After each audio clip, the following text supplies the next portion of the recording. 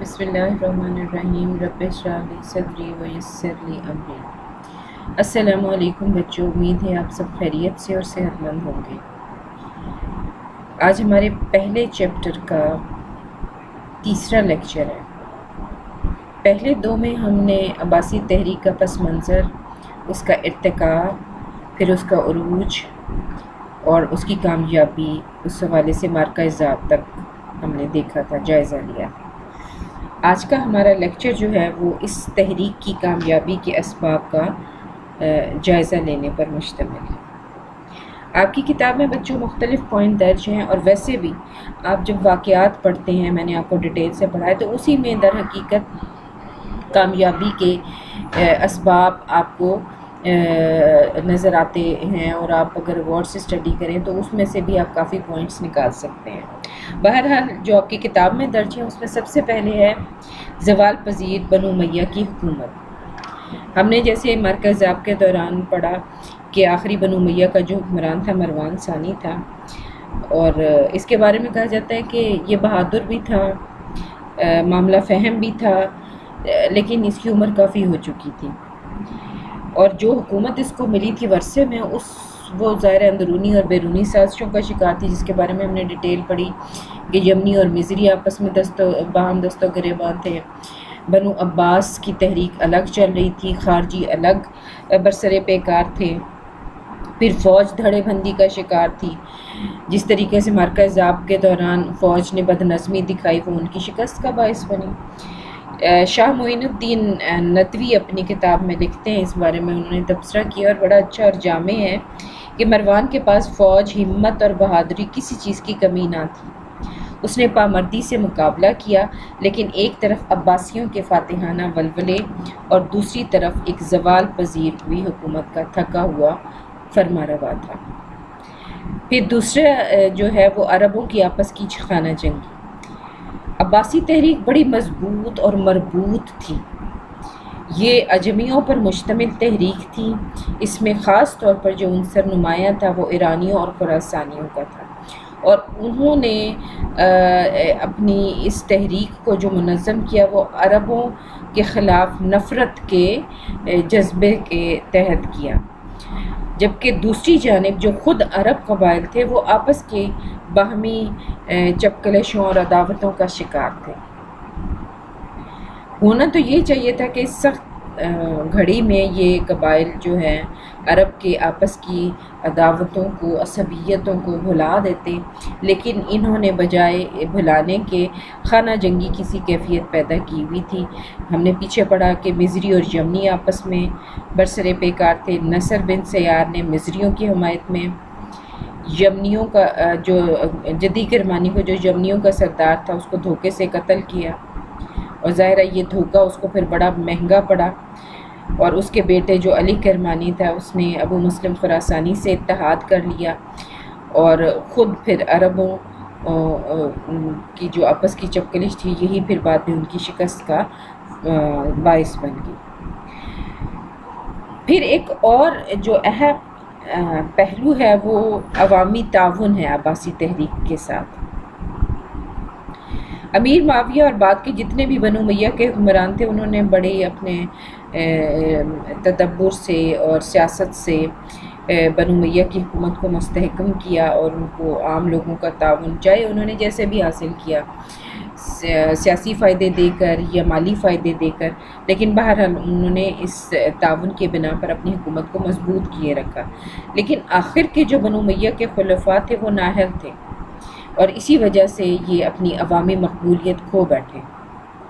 اور پھر خود بنو عباس کی تحریک میں ان کے خلاف بھرپور پروپیگنڈا کیا گیا، اور خاص طور پر سانحہ کربلا کے حوالے سے جو مظالم ہوئے تھے بنو امیہ سے وہ عامۃ الناس میں ان کی تشہیر کی گئی، اور بھرپور طریقے سے لوگوں نے پھر ان کو سپورٹ کیا عباسیوں کو۔ عباسیوں نے اہل بیت کے نام پر اور اصلاح احوال کے نام پر اور خلافت اعلی منہاج النبوہ کے نام پر اپنی تحریک کو مضبوط بنیادیں فراہم کی، اور مختلف طبقات کو انہوں نے اپنے ساتھ شامل کیا۔ یہ لوگ بڑی کامیابی کے ساتھ عوام الناس میں بنو امیہ کے خلاف پروپیگنڈا کرتے تھے، اور اب اس کے بعد ہم آگے چلتے ہیں پھر اجمیوں اور موالیوں کا طرز عمل۔ بنو امیہ نے اصل میں اپنی حکومت کو خالصتاً عربی رکھا۔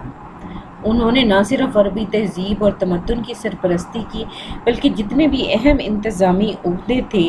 اسے اجمیوں کو پیچھے رکھا۔ حتیٰ کہ اگر ہم شروع کے ادوار کا جائزہ لیں تو ہمیں یہ پتہ چلتا ہے کہ یہ لوگ نو مسلموں سے یا اجمیوں سے جزیہ بھی وصول کرتے تھے، حالانکہ جزیہ وہ ٹیکس ہے بچوں جو کہ نان مسلم یعنی غیر مسلموں سے وصول کیا جاتا ہے۔ اس کا نتیجہ یہ نکلا کہ وہ لوگ جو غیر عربی تھے یا وہ لوگ جو ایران، فارس اور عجم کے علاقوں میں تھے اور اسلام لا چکے تھے وہ اپنے آپ کو اس حکومت کا حصہ نہیں سمجھتے تھے۔ اموی حکمرانوں نے اجمی نو مسلموں کی جو ایک طرح کی سازشیں تھیں اور اس وجہ سے بھی ان کا موقف یہ تھا کہ ان کو اعلیٰ عہدوں سے اور مناصب سے دور رکھا جائے۔ حضرت عثمان غنی رضی اللہ عنہ کے دور میں عہد خلافت میں جو فتنہ جو گروہ تھا اس نے جس طریقے سے حالات کو خراب کیا اور جس طریقے سے امت اسلامیہ کے امن کو تباہ اور برباد کیا، تو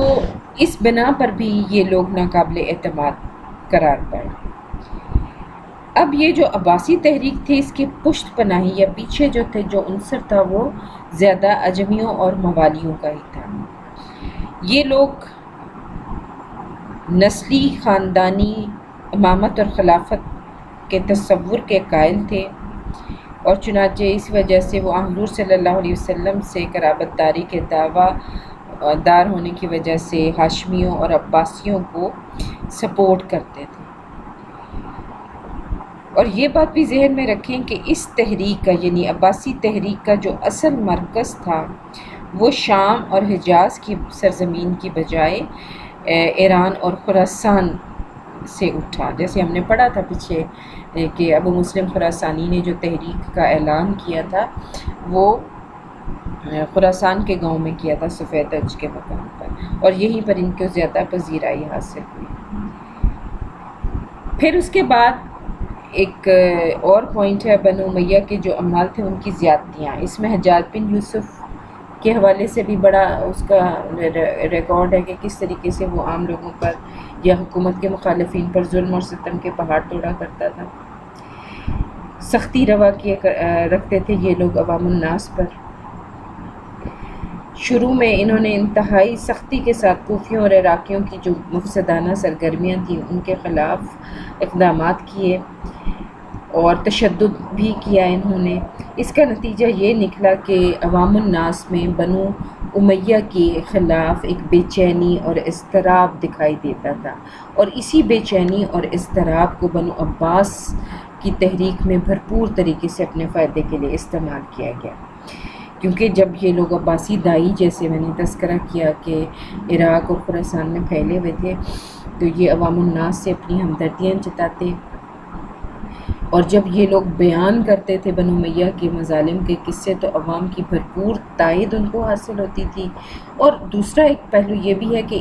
عوام الناس کو اپنی نجات بھی اسی تحریک کی حمایت کی صورت میں نظر آ رہی تھی، لہٰذا وہ بغیر کسی تردد کے، بغیر کسی پس و پیش کے اس تحریک میں شامل ہوتے چلے گئے یا پھر اس کی تحریک کی حمایت کے لیے انہوں نے آواز بلند کی۔ اچھا، اب اس کے علاوہ اس حوالے سے ایک اور بہت بڑا اور اہم بات یہ ہے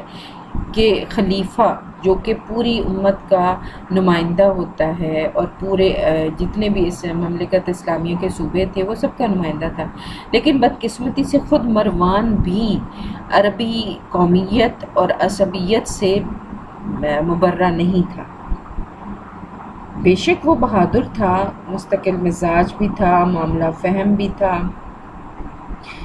اور کسی بھی بنو عباس یا آل علی کے مقابلے میں وہ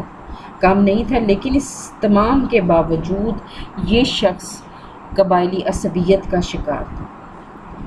یہی وجہ ہے کہ اس کی اسی عصبیت نے اس کو باوجود اس کے کہ وہ عظیم حکمران کی خوبیاں رکھتا تھا لیکن وہ حکمت عملی وہ ترتیب نہ دے سکا جو اس وقت جس کی ضرورت تھی۔ بعد جو ایک اور سبب ہے ان کی کامیابی کا، وہ ان کی محتاط روش تھی۔ انہوں نے اپنی منصوبہ بندی کو اور ان کے دائیوں نے اپنی سرگرمیوں کو بڑے منظم انداز میں ترتیب دیا۔ سرگرمیوں کو یہ لوگ خفیہ رکھتے تھے۔ ایک جگہ سے دوسری جگہ جب حرکت کرنی ہوتی تھی تو بڑے بڑے جاسوس جو ہیں بنو امیہ کے، وہ ان عباسیوں کا سراغ نہیں لگا سکتے تھے۔ انہوں نے بہت جوش اور خروش کے ساتھ ساتھ بڑی رازداری کے ساتھ اور احتیاط سے کام لیا۔ ان لوگوں نے بڑے بڑے جو مراکز تھے، جیسے مکہ، مدینہ، کوفہ، بصرہ یا خراسان، یہ اہم علاقوں کی بجائے انہوں نے حمیمہ کا جو علاقہ تھا، فلسطین کا ایک چھوٹا سا گاؤں تھا، اور جیسے آپ کو یاد اگر ہو تو یہ بڑی دلچسپ بات ہے کہ یہ گاؤں بھی بنو امیہ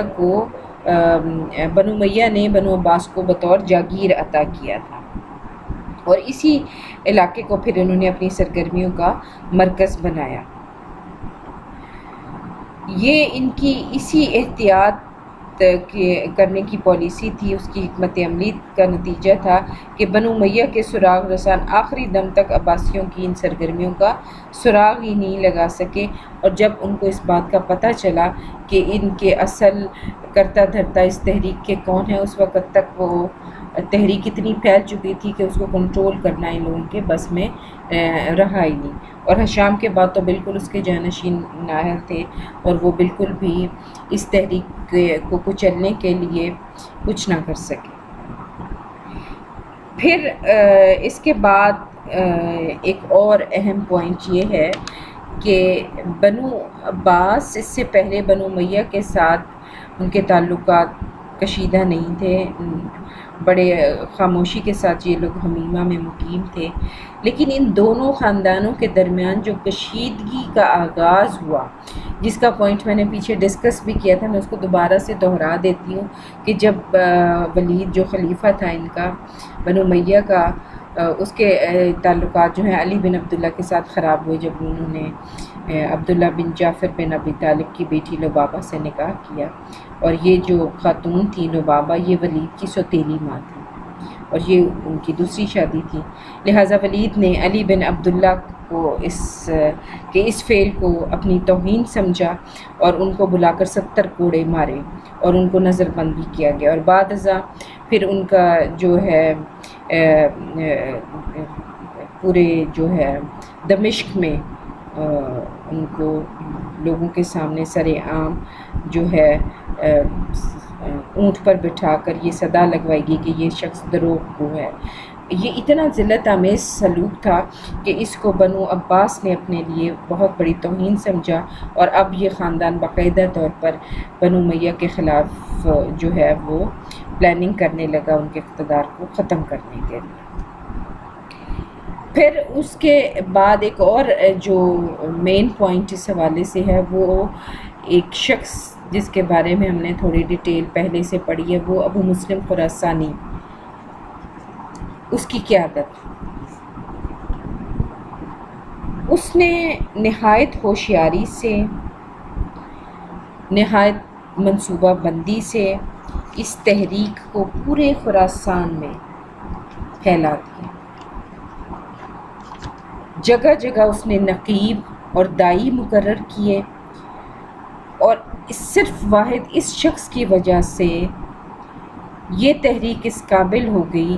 کہ 747 عیسوی میں انہوں نے خراسان کے گاؤں سفیدنج کے مقام پر اس تحریک کا اعلان کیا۔ ذیل اور صحاب ان لوگوں نے اٹھائے ہوئے تھے، کافر کو بھی ان کے ہاتھوں میں تھے۔ انہوں نے سیاہ پرچم لہراتے ہوئے گھروں سے خروج کیا اور تحریک کا اعلان کیا، اور اس وقت تک بنو امیہ کے جو کرتا دھرتا تھے اور وہاں کا جو گورنر تھا، وہ اس قدر کمزور تھا کہ وہ ان کے خلاف کچھ نہ کر سکا، اور یہ اپنی قوت اور طاقت کو بڑھاتے ہوئے آگے بڑھتے گئے۔ خراسان کے مختلف علاقوں جس میں مرو، سرخستوس، نیشا پور، رے، ہمدان، یہ سارے کے سارے علاقے ان کے کنٹرول میں ہوتے گئے، آتے گئے، اور پھر آخر میں ذاب کے معرکہ میں ان کی جو اقتدار کا سورج جو ہے وہ اچھا بچوں، یہ تو کچھ پوائنٹس تھے جو ان کی کامیابی کے اسباب کا تجزیہ کرتے ہوئے ہم نے ڈسکس کیے۔ اب کچھ شارٹ کویسچنس ہیں جو میں آپ کو دیتی ہوں، ان کے جوابات آپ تلاش کریں تاکہ آپ کی اس تحریک کے حوالے سے جو معلومات ہیں وہ اس پہ آپ کی گرفت مضبوط ہو سکے۔ اس میں ایک سوال یہ، اس کا جواب آپ مجھے لکھ کر بھیجیے گا کہ ہاشمی تحریک میں جو محمد بن حنفیہ ہیں وہ کس کی اولاد میں سے تھے، یا یہ کہ ان کے والد کا نام کیا تھا۔ پھر دوسرا سوال ہے کہ ابو ہاشم عبداللہ نے کس بنو امیہ کے خلیفہ سے ملاقات کی۔ پھر تیسرا سوال یہ ہے کہ جو بنو عباس کی قوت تھی تحریک کی، اس کا مرکز کون سا علاقہ تھا۔ پھر شارٹ کویسچن کے طور پر یہ بھی دیکھیے گا کہ محمد بن علی بن عبداللہ بن عباس ان کو کس طریقے سے تحریک کا سربراہ چنا گیا، 2 جملوں میں آپ بتائیے۔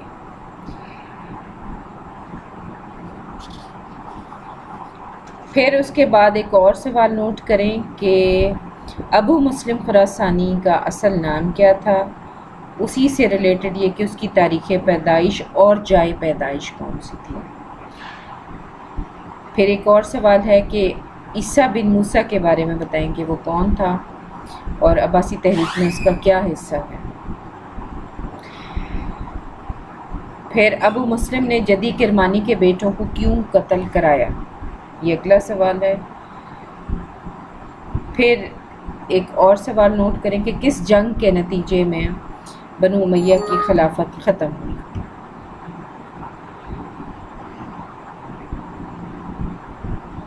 پھر ایک اور سوال ہے کہ بتائیے آپ